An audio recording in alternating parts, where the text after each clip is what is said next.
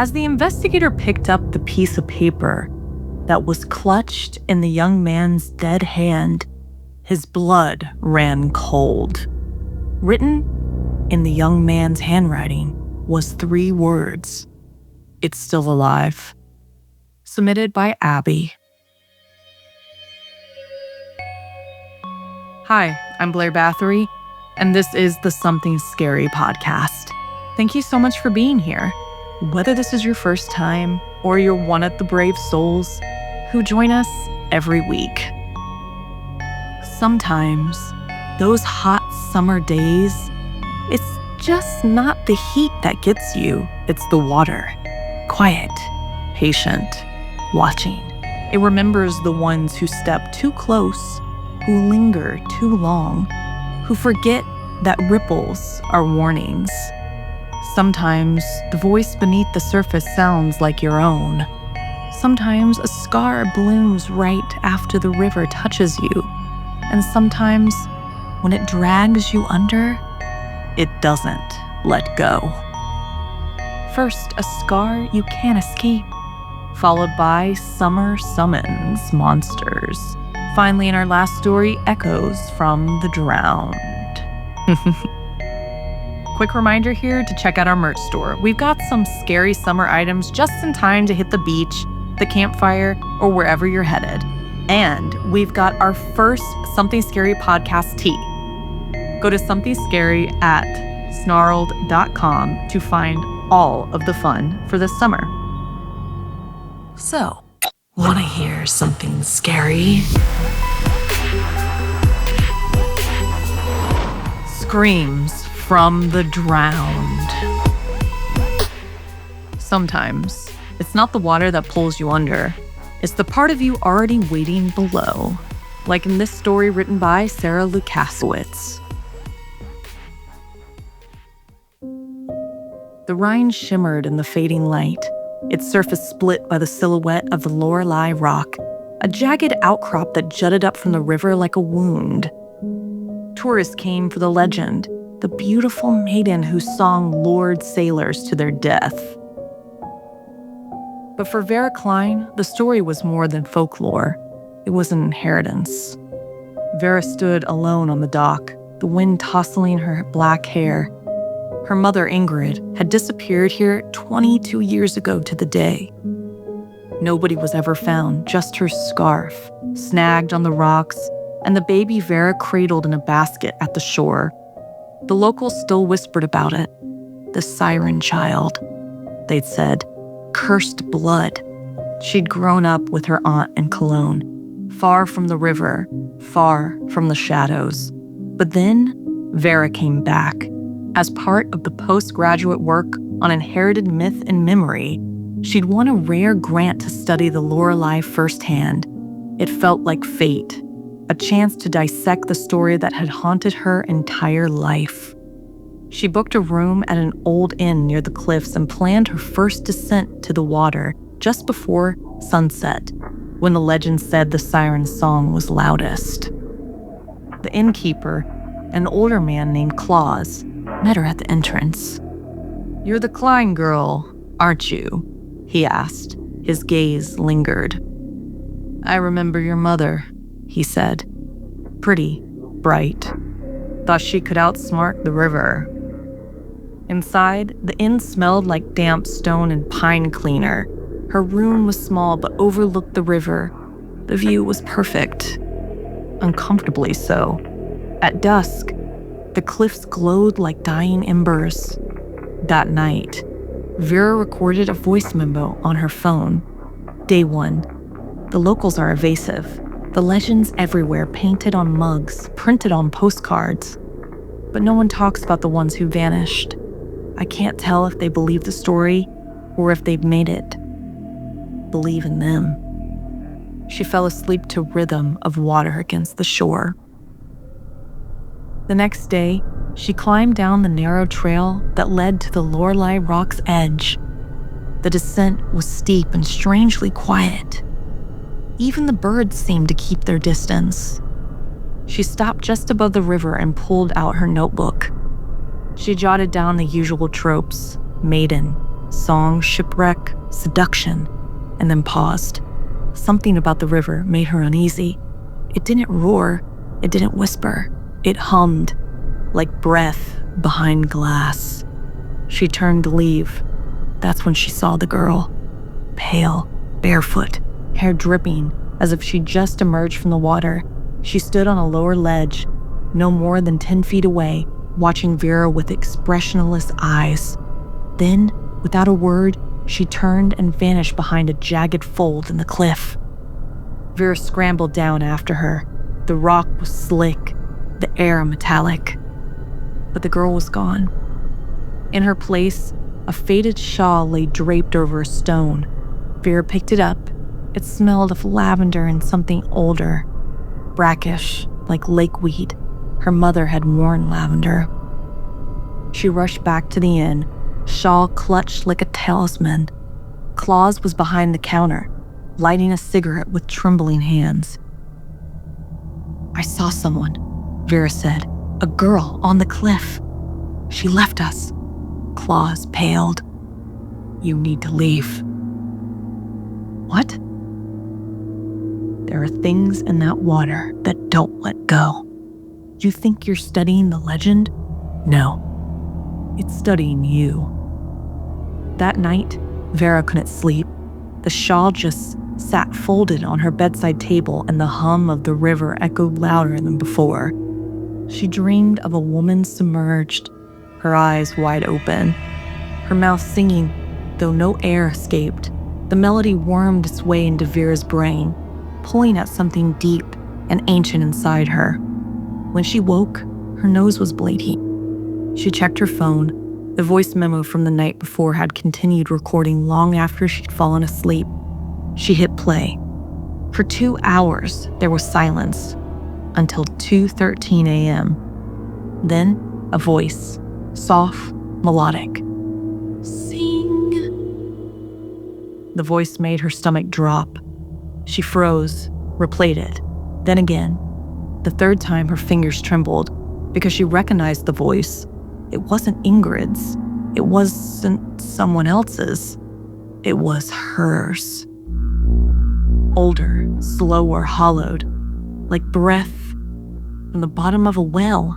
She stared at the recording, sick with dread. She hadn't just been hearing a ghost. She'd been echoing herself. On the third day, she visited the local archive.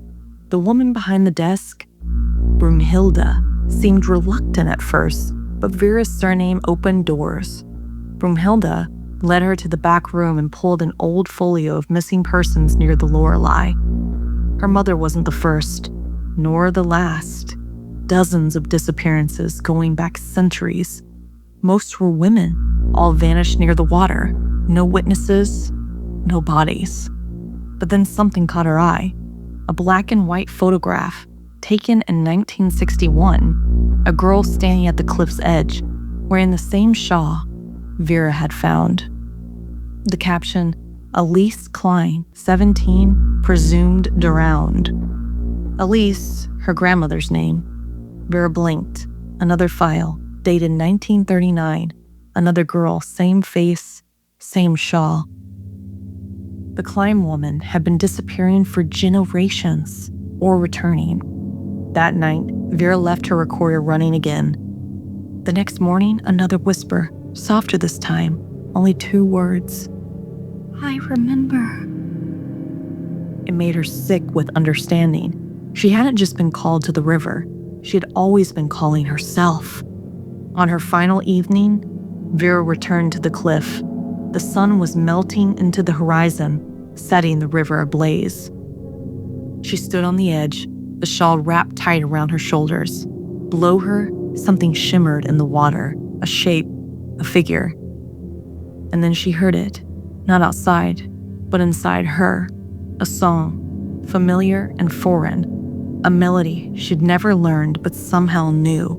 Her mouth opened, she sang. It wasn't beautiful, it was aching.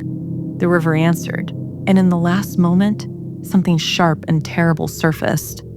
She wasn't just becoming the next one to disappear. She was becoming the voice in the recordings. the one that pulled her here, the one that had always been there. Vera Klein was reported missing the next day. Her room was untouched, car still parked by the trailhead. The only thing missing was the shawl. Claus refused to speak to reporters. He just muttered, "The river knows its own." Weeks passed, then the videos began to circulate. Tourists filmed strange things on the cliffs, shapes in the mist, a woman's voice echoing faintly above the current. In one clip, a child points to the rock and says, "She's singing for her mother." Another whispers, "No, she is the mother." 5 months later, the Lorelei Variations exhibit opened in a Berlin gallery. The installation was anonymous. A mix of fog, sculpture, and looping audio played from a vintage recorder. The centerpiece was film, projected in slow motion, of a woman walking backward into the Rhine. The most haunting part wasn't the visuals, it was the audio.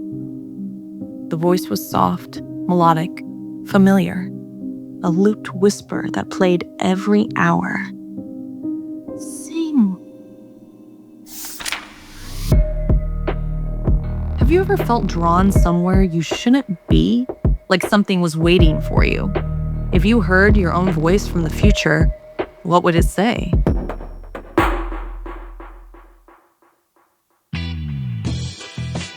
All right, witches, here's a couple of updates for me and what's been going on in my spooky life. I have been really trying to prepare for the second half of the year because it's going to get really crazy. I have some film projects coming up, one that I'm directing, another one that I'm producing for a friend of mine, and then I'm constantly being approached by other filmmakers to help work on their projects. So I hope I can announce some of these things very soon. Working in the film industry is tough because you can't always announce things immediately, even though you really want to. So I hope some of these things start coming out. I have a short film also that I announced online. It's called Rim, and I hope to be screening that somewhere in the future. So please look at my socials if you want to see more about that.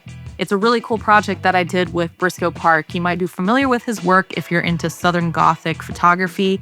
He's an incredible artist, and I was really inspired by him, and that's actually why I made this short film. So artists inspiring other artists. Also, I wanted to ask if you would let me know in the comments any new horror movies or old horror movies that you're just now seeing that you want to recommend to me. I'm always looking for new films to watch, mostly in genre. If not horror, most people don't know that I love documentaries too, and I watch a ton of true crime. So if you have any documentaries or true crime YouTube channels that you think I should check out, let me know. Speaking of true crime, I don't know if you saw the Brian Kohberger case. He pled guilty, and I think he's going to have his sentencing soon, if not last week. By the time this episode comes out, he might have already been sentenced. But that case is so haunting. It's really disturbing. So if you're not into true crime, don't look it up. But I'm glad that justice somewhat has been served since his guilty plea. What else is going on? Yeah, I'm going to try and do some traveling this summer as well. I used to shoot, speaking of documentaries, I used to shoot all the time, micro documentaries, as I like to call them, for my social media. I'm hoping to get back into that again and post that on my social media, and hopefully Something Scary can share some of that. But let me know in the comments if there's any haunted places or true crime sites or anything within the spooky stratosphere that I should check out. I'm always looking for really cool places to film and visit. So let me know if your hometown has a place that I should know about, or you've heard of a story that you want to see me explore. What else? Oh, I will probably be in LA for October. So if you have any cool Halloween events that you want me to know about, let me know. Also, there's a slight chance I might be going to London too. So again, if you have any sites in London you want me to check out, let me know.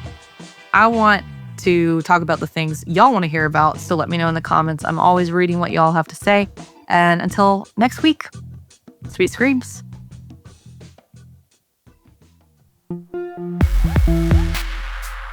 Not all monsters live under beds. Some wait beneath the surface, patient and hungry, until we forget to be afraid. Like in this story inspired by Yeah Me.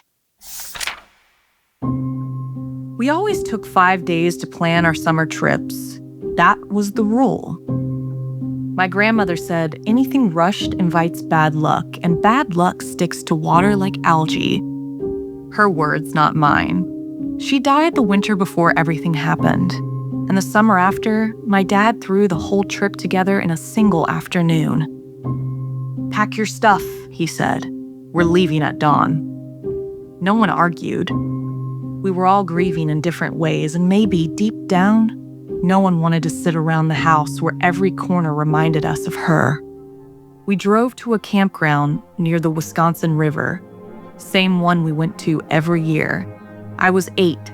My cousin Lillian was 9. We'd grown up side by side, chasing frogs and daring each other into the water.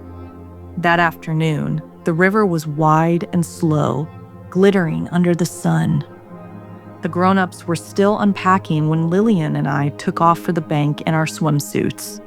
We waded in, laughing as the mud squished under our feet. The water felt good, cool and smooth and endless, just like every other year. Lillian shouted, "Race you to the reeds!" And we kicked off. I barely made it 2 strokes before something yanked my ankle. I thrashed and sputtered, "Lillian, knock it off!" But when I turned, she was already halfway to the reeds, her arms slicing through the water. Then something pulled again, hard. My legs went numb, like I'd been plunged into ice. The current twisted around me, dragging me toward the middle. I remembered what my dad always said, "Stay out of the center. It's too deep. It's too still."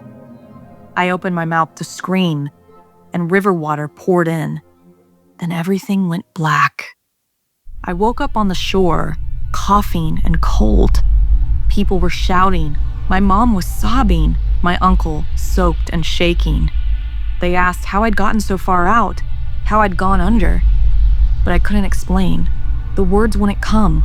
Something about the silence of the river had wrapped around my throat like a second skin. That night, no one talked about what happened. We grilled hot dogs, forced some laughs. Everything was fine, but it wasn't. Lillian and Addie, our other cousin, wanted to go back to the river. They said the moon made the water sparkle like diamonds. I refused to go near it. I sat in a folding chair while they dipped their toes in and dared each other to wade out. Then Addie gasped, "Did you see that?" "See what?" Lillian asked. "I think there's something under the dock. It looked like a tail?" We all stared. The water rippled, then stilled. Then something long and dark sliced the surface. "Whoa, it's a giant fish!" Addie cried, pointing. We ran to look, and that's when I saw it. It wasn't a fish. It was long, like a snake, but its skin was too pale. It moved wrong, like it was swimming and crawling at the same time. And it had arms, long, human arms. The color of drowned skin, dragging beneath it like they didn't belong. Its eyes were too big and too white, rimmed in red like they'd been crying. And its mouth wasn't even a mouth. It was a slit, torn open from cheek to cheek, as if something had tried to carve a smile where one didn't belong. Lillian screamed, but things surged upward and grabbed her leg. She thrashed, but it yanked her under before we could blink. One splash, then silence. We screamed for help, clawing at the water, shouting her name. The adults came running. My uncle dove in, but Lillian was gone. We spent the entire night searching. Flashlights scanned the water. Park rangers were called. My aunt and uncle never stopped calling her name, but nothing answered. The next morning, my aunt wandered off toward the bend in the river where an old, waterlogged tree leaned over the bank. We heard a scream. We ran to her and saw Lillian was tangled in the tree roots, half submerged, but she wasn't the same. Her body was bloated, pale. Her eyes were wide and white, just like the things. Her mouth was torn open into the same slit, and her stomach had been hollowed out like something had taken what it needed and left the shell behind. They pulled me away. My mom packed our stuff. The campsite was shut down. Everyone called it a tragic accident. No one wanted to say what we saw, except me. That would have been the end, but something followed me home. It started small, damp footprints on our kitchen tiles, even when no one had gone outside, river pebbles in the bathtub, and every night, 3:12 a.m., I'd hear it. Drip, drip, drip, even when the faucets were dry. One night, I dreamed of Lillian. She stood at the foot of my bed, soaking wet. Her mouth was stitched shut with reeds. Her eyes stared right into mine. Then she whispered in a voice I felt in my teeth. "You were supposed to stay with me." I woke up screaming. That morning, my mom found me sleepwalking toward the bathtub, fully clothed, reaching into the water like I was searching for something. They thought it was grief, but I knew better. I started reading about the river, about things older than what we can name, spirits that lived in the water, creatures that wore the faces of drowned children, ancient things that fed on grief and fear. I found one story that stuck. A creature said to live in forgotten rivers that marked its victims by dragging them into the depths, then came for the rest, one by one. Unless you made a trade. That's why, on the anniversary of the trip, I went back. I returned to the same bend in the river. Just before sunset, I stood barefoot in the slit and whispered, "Can't have me." I dropped something in the water, a box I'd carved myself. Inside was a photo of me and Lillian, a lock of hair, and the fishing hook my grandmother gave me before she died. The one she said would always bring me home safe. The water rippled, then stilled. Since then, the dripping stopped, the dreams faded, the footprints vanished, but the fear never left. I still don't plan trips last minute. I don't go near rivers, and I don't swim, because I don't think I tricked it. I think I bought time, and one day, it'll come back to collect. Have you ever felt something brush against your leg underwater when no one else was there? Was it in your mind or something supernatural? We love hearing your stories, so send me an email at somethingscary@snarled.com.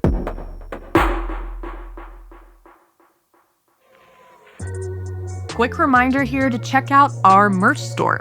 We've got some scary summer items just in time to hit the beach, the campfire, or wherever you're headed. And for the first time ever, we have a Something Scary podcast t-shirt. So go to somethingscary.com to find all the fun new merch, and I hope to see some photos of you wearing it online.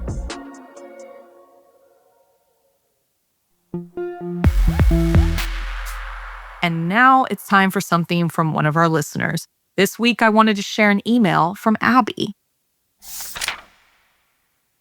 Snarled, I have been following your YouTube channel for several years, and I'm a recent fan of your Spotify podcast. I've been writing for years and wanted to share a story that I wrote a few years ago for a school collection of students' stories and work, with a spookier themed concept for inspiration. I hope that you enjoy my story, Stroke of Midnight, with love from Abby. The hills wafted in a gentle gusted wind under the growing storm, rumbling against the distant wind. Shade cast itself across the vale, with mountains rolled of dark foretell. Sparks burst from the weeping sky, striking the rotten Joshua and tussling the ashen grass.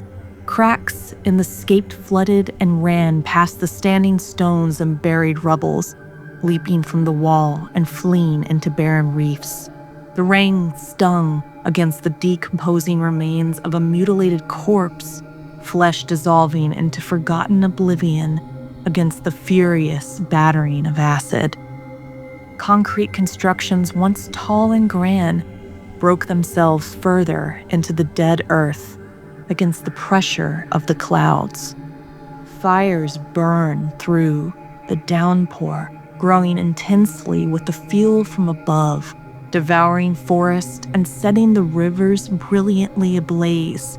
Sparks flashed along an obscured metallic creature, its shrieking echoing in the lonely plain as it burst alive in a final glory of celebration and victory. A deep rumbling shivered the ground as a rift tore itself through the deep sediment, pulling apart from the remainder of its body, crashing into the deep pits of the empty ocean lands, crumbling away into memory. The storm raged continuously, the earth obscured with gray morale. Acidity and toxins fumed among the stink of death. The final remainder of indistinguishable citizens of the planet. Winds whipped and tore against remaining standing of structures, natural and formally engineered alike. Among the clearing of the monstrous storm, having cleansed the planet, a gentle weeping had begun. Soft tears of water began to fall from the empty atmosphere. A quiet whimper of distraught stirred the ghost of mourning to rise in sorrow. Cries began to ring through the sky as the green forest faded from existence in their forgetfulness. Screams of grievances as loved ones became nothing of remembering. Beautiful and cherished places of wonder that were once beheld, cleared of their appearances. The coming rain of universal sorrowing flooded the barrenness of rock and waste. Acid fires, calming and heartbroken landscapes overcome what a mass of brilliant blue. The water lay still as the rain ceased once more, the ghosts having wept themselves in a final rest among the ruined former glory that sprawled the planet, lying in wait for whatever current may carry them away. Wow. Thank you so much for sharing with us, Abby. Very haunting and beautifully written. And thank you for being a loyal listener. If you have a story you'd like to share with us, send me an email at somethingscary@snarled.com.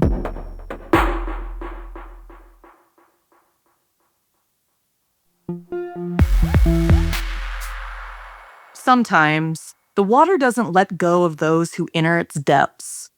Like in this Australian urban legend, inspired by Andrew Jade.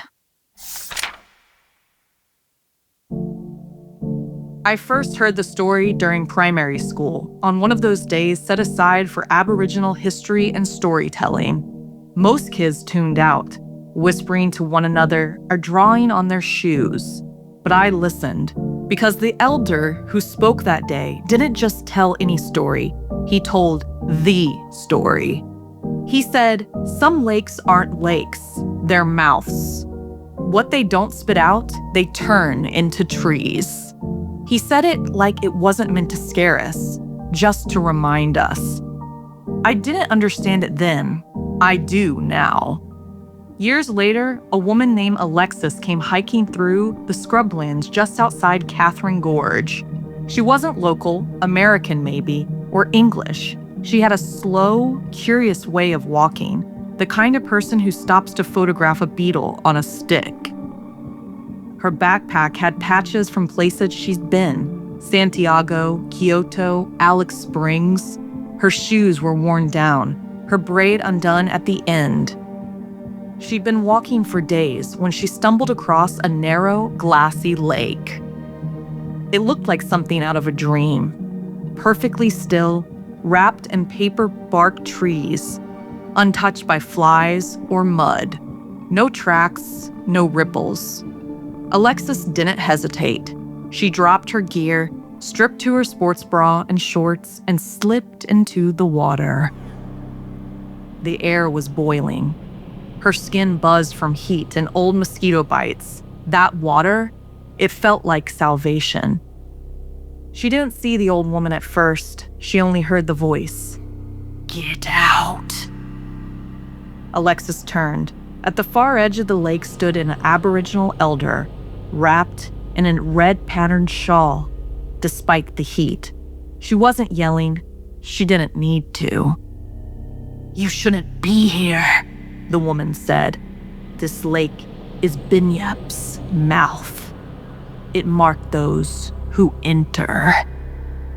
Alexis blinked, then laughed softly. "It's just a swim." The woman's gaze flicked toward the water. "It doesn't care what you're doing." "I haven't seen any signs." "It doesn't leave signs. It leaves scars." Alexis raised an eyebrow. "I'll be careful." "You won't be enough." The woman didn't argue further. She muttered something low, sharp as flint, and turned back into the trees. That night, Alexis had camped by the lake. She ate chickpeas straight from a dented can and roasted marshmallows she'd picked up in a servo outside Darwin. She noticed it when she went to scratch a mosquito bite, a thin scar curling just above her left ankle. She traced it with her finger, puzzled. She hadn't noticed it that morning when she was getting dressed. Probably scratched it on a rock getting out of the water, she reasoned.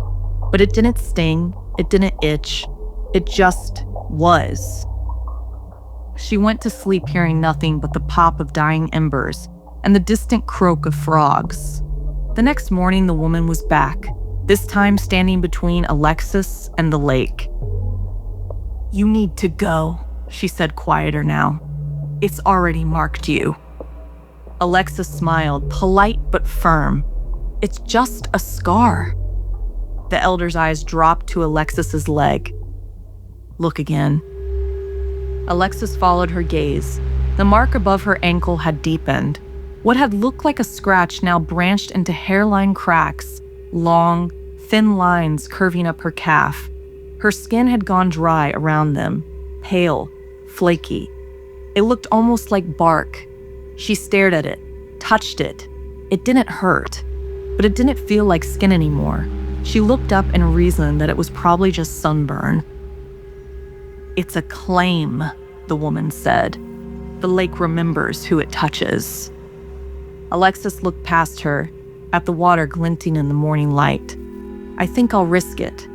The woman scoffed, asking if she really thought the water would give her the option to choose. There was no answer to that. Alexis stepped around her and kept walking. The woman didn't stop her. "If it calls to you again, I won't be here next time." The day was hotter than before. No wind, no clouds. The flies had vanished. The lake looked even more inviting under the weight of the sun. Alexis waded in. The water was cool, calmer than the day before, almost unnaturally still. She swam for hours, floated on her back, let the sun warm her face while the water kissed her skin. But something felt off. Her legs were heavier, not sore, but numb. Her limbs didn't bend quite right. When the sun began to dip and the trees cast long, crooked shadows, she started to swim back. That's when she felt it. A tug, small, like a fish brushing past her foot. Then a grip. She gasped and twisted, but the water offered no resistance, only silence. Something cold slid around her ankle and pulled hard. She screamed, but the sound died in her throat as she was yanked under. The lake was murky. Silt clouded her vision. She kicked, clawed at the water. Whatever held her was fibrous, strong, and silent. It didn't want to drown her. It wanted to take her. In a blind panic, she grabbed a jagged rock from the lake bed and struck out. Once, twice. There was a sickening sound, and the pressure eased. She surfaced with a gasp, coughing, flailing toward the shore. But the lake wasn't finished. Something larger, stronger, coiled around her leg and dragged her back again. She barely had time to scream. Her voice echoed once across the trees before she vanished beneath the water, and that was the last sound anyone heard. The next morning, the old woman returned. The campsite was abandoned. The fire was cold. Ants crawled through spilled lentils and a half-empty bag of marshmallows. The tent had collapsed, like it had been kicked in. She walked to the lake's edge. A new tree had sprouted near the waterline, tall, smooth. The bark was pale like sun-washed skin, still damp. The woman stared at it for a long time, then gently she placed her hand on the trunk. Her fingers didn't move. "You stood taller yesterday," she murmured. And then she left. What would you do if a place marked you forever? How far would you go to ignore a warning? Can nature's ancient spirits be reasoned with, or only feared?